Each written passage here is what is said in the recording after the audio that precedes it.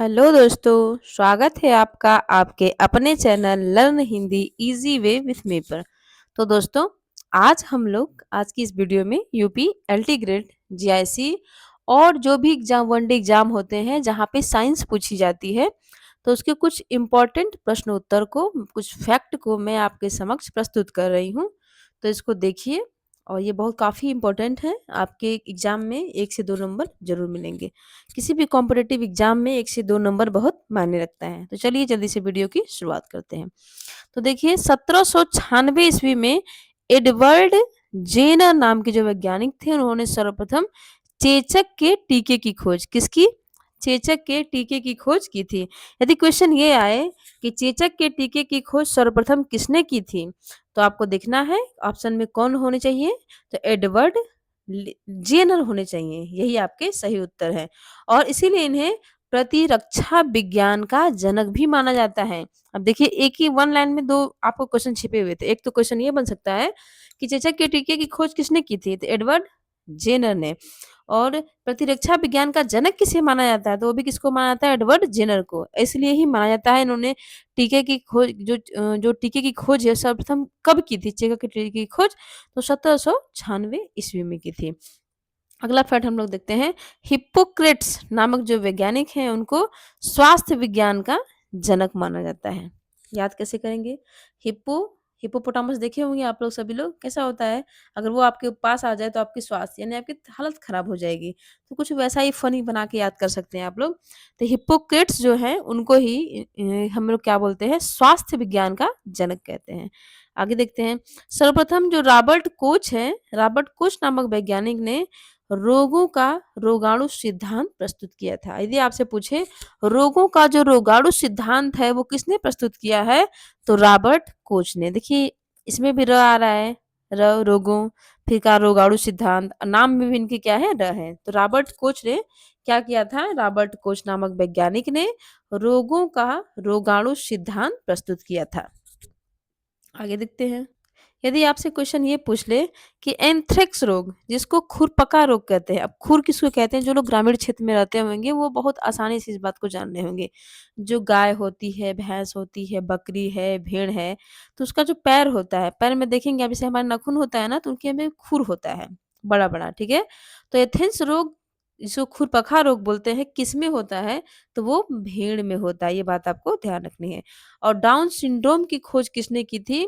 तो जो ब्रिटिश चिकित्सक थे, डाउन सिंड्रोम, इसकी खोज किसने की थी? तो जो ब्रिटिश चिकित्सक थे, जॉन लैंगडन डाउन। किसने? John Langdon down. ये कहाँ के रहने वाले थे? तो ये ब्रिटिश के रहने वाले थे। ठीक है, आप लोग बिल्कुल ध्यान रखिएगा, ये ब्रिटिश के रहने वाले थे। जॉन का पूरा नाम के आगे जॉन भी लगा लीजिएगा।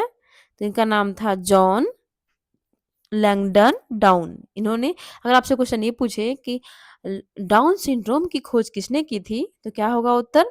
जॉन लैंगडन डाउन ने खोज की थी। अब देखिए, जीवाणु डाउन सिंड्रोम, अब हम लोग थोड़ा सा बात कर लेते हैं जीवाणु से कौन कौन से रोग होते हैं। ठीक है, तो चलिए बात कर लेते हैं। तो जीवाणु जनित रोग कौन कौन से होते हैं? तो बहुत सारे होते हैं, लेकिन जो इंपॉर्टेंट है मैं वही आपसे बात करूंगी। पहला होता है हैजा, फिर टिटनस, टाइफाइड, तपेदिक, काली खांसी, खांसी होती है वो काली खांसी, कुष्ठ रोग। ये जो सारे रोग है किससे होते हैं? ये सारे रोग किससे होते हैं? जीवाणु से होते हैं। ठीक है, और जो टिटनस होता है, ठीक है, वो किस जीवाणु से होता है? बैक्टीरिया से, यानी बैक्टीरिया जनित रोग है ये। वायरस मतलब विषाणु होते हैं, और बैक्टीरिया मतलब जीवाणु। तो ये जीवाणु जनित रोग कौन कौन से हैं? हैजा है, टिटनस है, टाइफाइड है, तपेदिक है, काली खांसी है, कुष्ठ रोग है। देखिए और कौन कौन से हैं? जीवाणु जनित हैजा, टिटनस, टाइफाइड, तपेदिक। ठीक है, और उसके बाद क्या है? काली खांसी, कुष्ठ रोग, प्लेग और डिप्थीरिया। ये जो सभी रोग हैं वो क्या है? आपके जीवाणु जनित रोग है। यहाँ से एक क्वेश्चन पूछता है कि इनमें से कौन सा जो रोग है बैक्टीरिया का है, कौन सा वायरस जनित है। तो आपको याद रखना है कि हैजा, टिटनस, टाइफाइड, तपेदिक, काली खांसी, कुष्ठ रोग, प्लेग, डिप्थीरिया, ये कैसे हैं? जीवाणु जनित रोग है। अब चलिए आगे बात करते हैं। चलिए अब आगे देख लेते हैं हम लोग। लेमिनिशिया, ठीक है, लेमिनेरिया नामक जो शैवाल है, उसी से आयोडीन प्राप्त होता है। कितना इंपॉर्टेंट फैक्ट है ये, कि आयोडीन जो कि बहुत ही ज़रूरी होता है हमारे शरीर के लिए, तो आयोडीन हमें मिलता कहाँ से है? तो आयोडीन हमें लैमिनेरिया नामक शैवाल से मिलता है। किससे? लैमिनेरिया नामक जो शैवाल होता है, ठीक है? उसी से हमें क्या प्राप्त होता है? आयोडीन प्राप्त होता है। आगे देखते हैं, अल्वा नामक जो शैवाल है, उसी को भविष्य का भोजन बताया गया है। अगर आपसे क्वेश्चन ये पूछेगा कि भविष्य का भोजन कौन है, तो भविष्य का भोजन कौन है? अल्वा नामक शैवाल है, उसी को हम क्या कहते हैं? भविष्य का भोजन कहते हैं। अगला है, ग्रेसिलेरिया तथा जिलेडेनिम से अगार अगार नामक पदार्थ प्राप्त किया जाता है। यानी जो अगार अगार नामक पदार्थ होता है, ये हमें कहाँ से प्राप्त होता है? तो ग्रेसिलेरिया ग्रेसिलेरिया और जिलेडिनम, इसी से हमें क्या होता है? अगार अगार नामक पदार्थ प्राप्त किया जाता है। अब ध्यान रखते हैं, स्टडी ऑफ ब्रायोफाइटा, इसको क्या कहा जाता है? यहाँ से भी क्वेश्चन आते रहते हैं कि किसकी स्टडी क्या बोलते हैं। तो स्टडी ऑफ ब्रायोफाइटा को क्या कहते हैं हम लोग? ब्रायोलॉजी। क्या कहते हैं? ब्रायोलॉजी कहते हैं। ब्रायोफाइटा फाइटा ब्रायोलॉजी, तो बिल्कुल इजीली से आप आसान तरीके से याद कर सकते हैं। Study of bryology, study of bryophyta किसको बोलते हैं? तो ब्रायोलॉजी को बोलते हैं। चलिए आगे देखते हैं, ब्रायोफाइटा जो है वो पादप जगत का सबसे बड़ा वर्ग होता है। ब्रायोफाइटा के बारे में यदि हम आपसे बात करें, तो वो क्या होता है? ये पादप जगत का सबसे बड़ा वर्ग होता है। यानी पादप जगत का, यानी जो बॉटनी होती है, जो पेड़ पौधे होते हैं, उस जगत की अगर हम लोग बात करें, तो उस जगत का सबसे बड़ा जो वर्ग होता है, कौन होता है? ब्रायोफाइटा होता है, यही होता है ब्रायोफाइटा। आगे, जो इस वर्ग के पौधे हैं, किस वर्ग के? ब्रायोफाइटा वर्ग के। इस वर्ग के पौधे जो है नमी एवं छायादार स्थानों पर पाए जाते हैं। यदि आपसे ये पूछेगा कि जो नमी एवं छायादार जो पौधे होते हैं, वो कहाँ पाए जाते हैं? किस वर्ग के पौधे होते हैं? तो वो क्या होते हैं? ब्रायोफाइटा होते हैं। अब आगे ध्यान दीजिए, ब्रायोफाइटा को पादप जगत का उभयचर कहते हैं। अगर आपसे क्वेश्चन ये पूछे, पादप जगत का उभयचर किसे कहते हैं? तो किसको कहते हैं? ब्रायोफाइटा को कहते हैं। अनावृत बीजी यानी जिम्नोस्पर्म, जो जिम्नोस्पर्म होता है उस वर्ग का पौधा, जो अनावृत बीजी होता है, उस वर्ग का पौधा कौन है? सिनकोना है। सिनकोना को बहुत सारे लोग जो ग्रामीण क्षेत्र से जुड़े हैं, सभी लोग देखे होंगे, जिसकी छाल से जो कुनेन नामक दवा है जो मलेरिया के लिए प्राप्त होती है, वो कहाँ से होती है? सिनकोना पौधे से ही प्राप्त होती है। आपको ये ध्यान रखना है, इस टेट के लिए बहुत ही इंपॉर्टेंट है। यहाँ से क्वेश्चन लगातार बनते रहे हैं। अगर आपसे पूछे अनावृत्ति पौधी, यानी जिसको हम कहते हैं जिम्नोस्पर्म, उस वर्ग का पौधा कौन है? सिनकोना है। एक क्वेश्चन हो गया। और इसी की छाल से, ध्यान रखिएगा, पेड़ पत्ती किसी चीज से नहीं, छाल से जो कुनैन नामक दवा है, वो क्या बनाई जाती है? मलेरिया के लिए प्राप्त की जाती है। अब क्वेश्चन यदि ये पूछे कि मलेरिया की दवा मलेरिया की दवा क्या है? तो कुनैन है। और कुनैन कहाँ से प्राप्त की जाती है? तो सिनकोना नामक वृक्ष से प्राप्त की जाती है। और सिनकोना नामक वृक्ष की किससे? पेड़ पौधे क्या, जड़ तना क्या? तो उसकी छाल से प्राप्त की जाती है, ये आपको पता होना चाहिए। आगे देखते हैं, जिम्नोस्पर्म वर्ग का पौधा सिकोया सिम्परविरेंस, कौन कौन? सिकोया सिम्परविरेंस विश्व का सबसे लंबा पौधा है। यदि आपसे पूछेगा कि विश्व का सबसे लंबा पौधा कौन है, पूरे विश्व की बात करें, पूरे वर्ल्ड की, और भी किसमें? जिम्नोस्पर्म वर्ग का, तो कौन हो जाएगा? सिकोया सिम्परविरेंस। ये आपका क्या है? बहुत ही सबसे लंबा पौधा है। अगर आपसे पूछा जाए फादर ऑफ फॉरेस्ट किसको कहते हैं? फादर ऑफ फॉरेस्ट, तो किसको कहते हैं? सिकोया के वृक्ष को कहते हैं। उसकी कितना है उसकी फीट लंबाई, ऊंचाई, ठीक है? तो वो है 336 फीट। इसलिए इसको क्या कहते हैं? फादर ऑफ फॉरेस्ट, यानी जंगल का पिता किसे कहते हैं? सिकोया के वृक्ष को कहते हैं। अगला देखते हैं हम लोग, आवृत्त बीजी पौधे जो होते हैं, उन्हें प्लांट किंगडम का सबसे विकसित वर्ग है। जो भी प्लांट किंगडम है, यानी पौधों का जो राज्य है, साम्राज्य है, उसमें सबसे विकसित वर्ग कौन सा है? तो वो कौन सा है? आवृत्त बीजी। अब ध्यान दीजिएगा, जो आवृत्त बीजी पौधे होते हैं उनमें द्विनिषेचन होता है। अब द्विनिषेचन क्या है? जो निषेचन की प्रक्रिया होती है फर्टिलाइजेशन की, वो कैसी होती है? दोहरी होती है, यानी दो निषेचन होता है, ठीक है? अब ध्यान दें, पुष्प पौधे का जनन अंग होता है। अब ध्यान देना, जो पुष्प है वो पौधे का कैसा अंग होता है? वो जनन अंग होता है। कौन? पुष्प। ये आपको इंपॉर्टेंट ध्यान रखना है। विश्व का सबसे बड़ा पुष्प कौन है? रिफेलेसिया, ठीक है?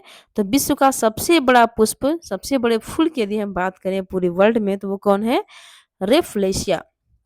रेफलेशिया ही क्या है? विश्व का सबसे बड़ा फूल है। सबसे बड़े पेड़ की बात करें तो वो कौन है? वो भी जिम्नोस्पर्म वर्ग का यानी अनावृतबीजी वर्ग का, तो कौन है? सिकोया सिम्परविरेंस। ये भी आपको याद रखना है। देखिए, मैं आपका टाइम बिल्कुल बर्बाद नहीं कर रही हूँ। मैं जितनी जल्दी से आप पढ़ सकती हैं, उतना ही जल्दी पढ़ा रही हूँ। आप लोग विश्वास करके पढ़िए, बिल्कुल अपने लिए पढ़िए। आगे देखते हैं, विश्व का सबसे बड़ा पुष्प कौन है? रिफ्लेशिया, इसकी बात हो चुकी है। अब विश्व का सबसे छोटा पुष्प कौन है? लगे हाथ आप ये भी जान लीजिए। तो वो कौन-सा है? वुल्फिया। क्या लिखा है ये? वुल्फिया। यदि आपको साफ-साफ नहीं दिख रहा हो, तो मैं लिख देती हूँ। ये है वुल्फिया। वुल्फिया जो पौधा है, जो पुष्प है, वो हमारा विश्व का सबसे छोटा पुष्प है। अब विश्व का सबसे बड़ा पुष्प कौन है? रुफ्लेसिया है। अब ध्यान रखते हैं, जो उपास्थियां होती हैं, उपास्थियों में जो है काइंड्रिन प्रोटीन उपस्थित होता है। ध्यान देखते हैं, हमारे शरीर में अस्थि भी होती है और उपास्थि भी होती है। ठीक है, अस्थि और उपास्थि जो छोटी छोटी होती हैं हड्डियां, उनको हम क्या बोलते हैं? उपास्थियां, या जहाँ पे जोड़ होते हैं। ठीक है, ध्यान, उसके आसपास जो छोटी छोटी हड्डियां हैं, तो वो उपास्थियां। तो क्या है, उपास्थियों का जो अध्ययन, उसको क्या कहते हैं हम लोग? कॉन्ड्रियोलॉजी कहते हैं। उपास्यों का अध्ययन, ये बहुत इंपॉर्टेंट है।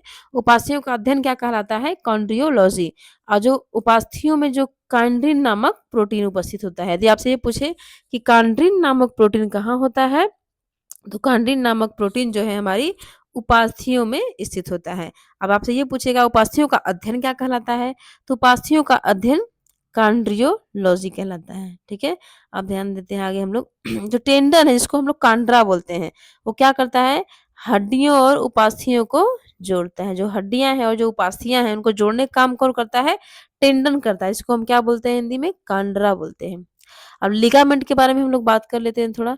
लिगामेंट मतलब स्नायु, तो वो हड्डियों को हड्डियों से जोड़ता है। यहाँ से भी क्वेश्चन प्रीवियस ईयर में आप देख लेंगे, एग्जामों में, वनडे एग्जाम हो या फिर एलटी का पेपर भी इतना आसान नहीं है, क्योंकि बहुत ज़्यादा कंपटीशन है।